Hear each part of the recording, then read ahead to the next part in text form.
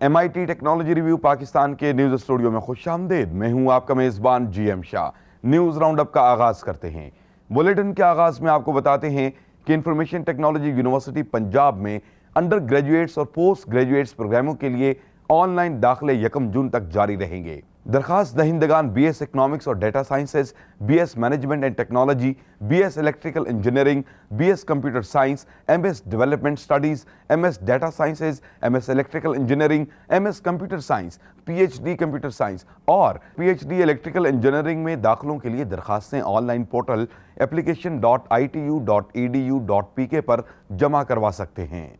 और अब आपको बताते हैं कि माहिरीन वीडियो गेम्स की मदद से रिहेबिलिटेशन सिस्टम में मजीद बेहतरी लाने के लिए कोशा हैं।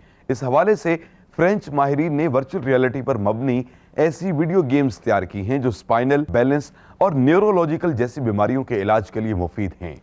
माहिरीन का कहना है कि इस तरीका इलाज के दौरान मरीज को रिवायती इलाज की निस्बत न सिर्फ कम दर्द होता है बल्कि वो लुत्फ अंदोज भी होते हैं। इसको काइन क्वांटम के नाम से मंसूब किया गया है। और अब बुलेटिन के आखिर में आपको बताते हैं कि अमेरिकी माहिरीन ने एक ऐसी डिवाइस तैयार की है जिसके जरिए आप किसी भी किस्म का पेंट तैयार कर सकते हैं।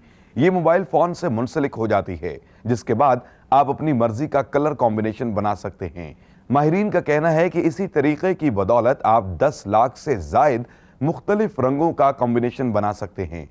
इसको पाई कलर के नाम से मंसूब किया गया है।